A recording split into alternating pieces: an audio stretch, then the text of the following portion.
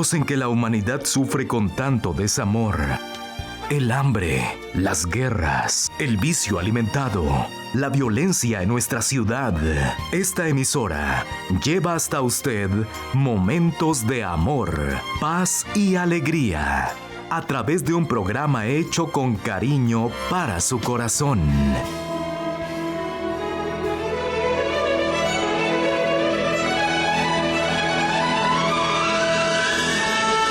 Y ahora con usted, la palabra amiga del Obispo Macedo.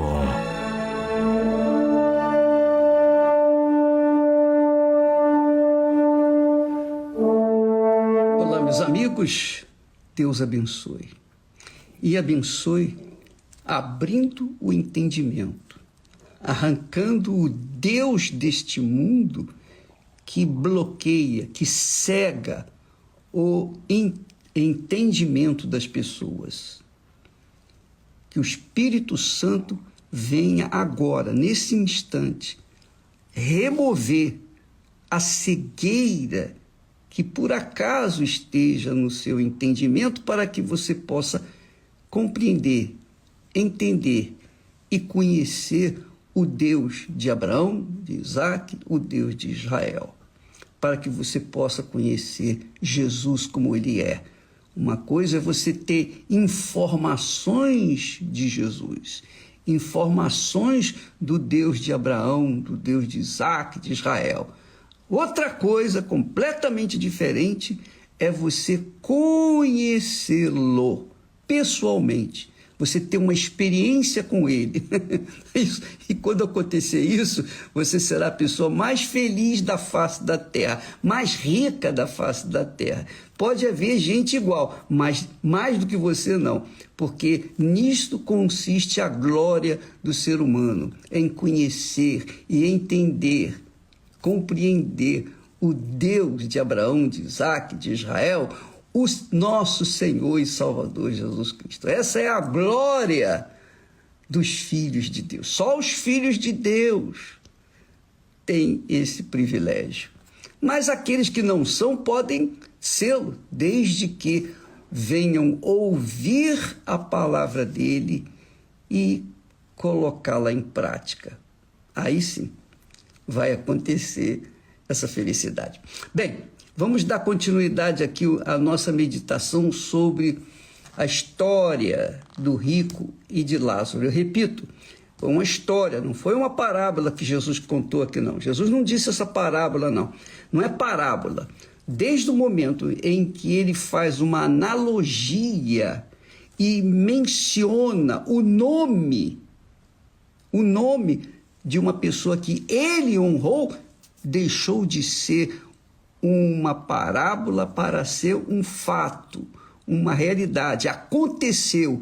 E o que aconteceu com Lázaro e o rico foi na época em que Israel estava lá na Babilônia, quando Judá foi levado para a Babilônia, Jerusalém mais especificamente, foi levado para a Babilônia.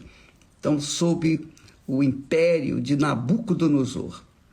Então, depois veio outros imperadores que também obedeceram, tiveram que obedecer à voz de Deus. Mas aconteceu isso. Mas nós falamos então do início da coisa. Quando morreu, Jesus falou assim, morreu o rico. Aliás, primeiro ele diz, e Lázaro morreu e foi levado, logo em seguida, depois que ele morreu, quer dizer que ele adormeceu.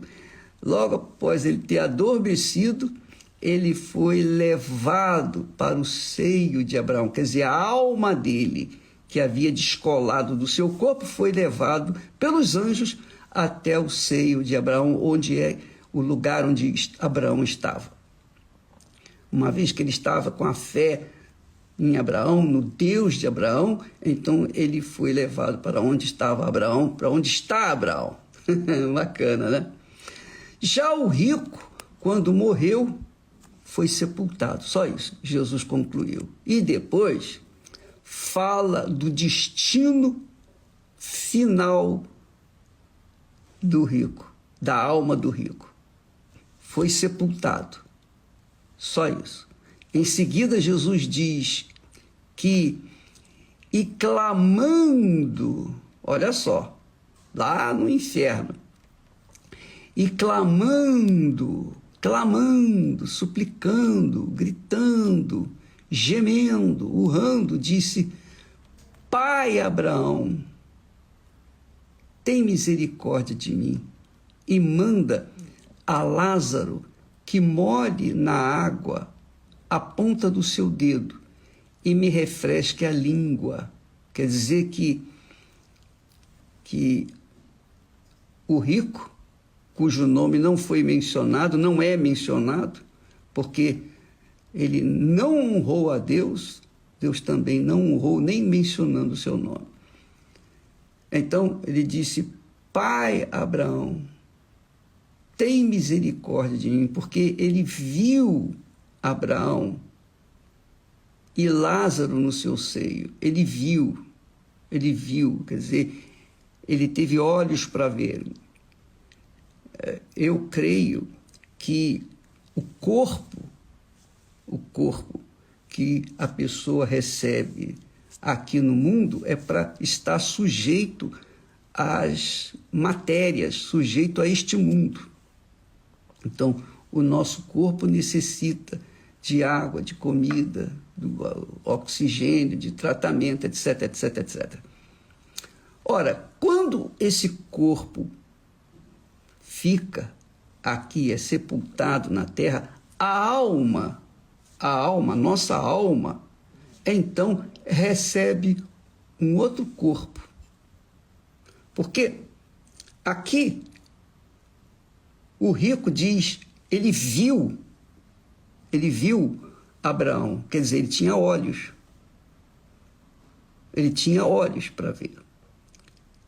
E mais, não só isso, ele tinha consciência, sobretudo ele tinha consciência de onde estava. Ele tinha olhos para ver, ele tinha consciência de que estava sofrendo, que estava no inferno, ele tinha consciência que estava no lugar de tormento eterno, que não há como mudar a situação. Quando a pessoa vai para o inferno, não há como mudar aquela situação. Não há como. Nem Deus muda, porque foi Deus que instituiu isso. Se aqui no mundo ela desprezou a voz de Deus, a palavra de Deus, o convite de Deus, para que ela viesse, se voltasse para Ele, então, na eternidade, ela fica com quem essa criatura serviu aqui no mundo. E é assim que acontece. Mas fica muito claro que a alma da pessoa que dá entrada no inferno tem um corpo. Assim como a pessoa que é ressuscitada recebe um corpo ressurreto, um corpo glorificado, como foi o Senhor Jesus, os que o seguem, quando adormecem, eles recebem um corpo novo, um corpo não igual a esse corpo de carne, osso e sangue, não, um corpo glorificado. Isso a gente vai ver quando estiver lá. Se você estiver lá, você vai ver. Se você não for para lá, você vai ter um outro corpo, um corpo que vai aguentar, que vai suportar, que vai tolerar todas as dores, os tormentos do inferno, que é o caso aqui, porque o rico diz: Pai Abraão, ele viu Abraão e Lázaro no seu seio, então ele pediu: tem misericórdia de mim, chamou Abraão de pai. Ele pode chamar de pai à vontade, que não vai mudar a situação, que é o caso de muitas pessoas que falam: Pai nosso que estás nos céus, como se Deus fosse pai deles. Mas não é. Pai é somente aqueles que nascem do Pai, que nascem da água e do Espírito Santo. Quem não nascer da água e do Espírito, o Espírito Santo, não pode entrar no reino de Deus. Então, Abraão, obviamente, teve a sua experiência com Deus, nós vemos isso na história, e ele foi para o lugar onde Deus estava. Está. Mas interessante é que o rico viu Abraão. Ele não viu uma alma, ele viu um corpo. Ele viu um corpo. Ele viu uma pessoa.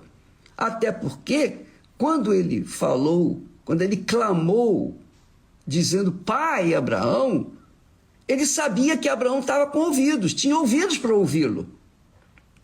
Então ele estava falando com alguém que ele estava se comunicando. E como se comunicava? Através da sua palavra. Ele viu e ele falou com Abraão. Ele falou. Quer dizer, ele tinha um corpo. É o meu entendimento. Então ele disse, pai Abraão. Chamou Abraão de pai, mas não resolvia mais nada, porque agora ele estava no inferno. Não tem papai, não tem mamãe, não tem ninguém que possa salvá-lo, possa ajudá-lo. Então nós vamos ver a conclusão da história que realmente isso aconteceu. Tem misericórdia de mim e manda Lázaro que molhe na água a ponta do dedo. Quer dizer, Abraão tinha dedo, tinha mão e dedo, e dedos. Manda Abraão molhar a ponta do dedo e me refresque a língua. Quer dizer, olha só, ele tinha língua também.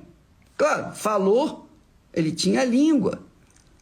Mas uma língua física e espiritual ao mesmo tempo. Por quê?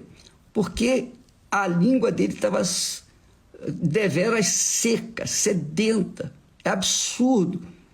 Às vezes, quando nós falamos, nós pregamos, anunciamos a palavra de Deus, às vezes eu fico com a boca tão seca, que se eu não beber água, eu não consigo pronunciar as palavras direita. E é por isso que eu sempre tenho que estar bebendo água, porque a boca fica seca. E é insuportável, eu sinto esse mal-estar. Então eu tenho que beber água. Com licença, eu vou falar nisso. Ah, que beleza, né? É tão gostoso. A boca seca, a língua seca, de repente você põe uma água fresca. Que beleza, que maravilha, coisa maravilhosa, só Deus mesmo. Então, o rico estava com a boca seca, a língua seca, seca, seca, seca. Seco igual a língua de papagaio. Então, ele disse, manda que Lázaro molhe na água a ponta do seu dedo e me refresque a língua. Porque, olha só, então nós vimos que ele viu Abraão ao longe, ele falou com Abraão, ele tinha consciência onde estava, ele pediu que Abraão molhasse, ou que Abraão mandasse Lázaro molhar a ponta do dedo e refrescasse a língua dele. Quer dizer, ele viu, Abraão viu Lázaro, ele viu tudo o que estava acontecendo do outro lado. Obviamente que Deus permitiu isso para que essa história ficasse registrada e Jesus pudesse contar muitos anos depois. Centenas de anos depois, Jesus veio e contou essa história. E só Jesus podia contar essa história porque Jesus viu. Jesus já era antes de todas as coisas, ele já existia. Então ele viu, ele presenciou, ele testemunhou. E ele mesmo contou, e ele conta essa história, esse fato, essa realidade.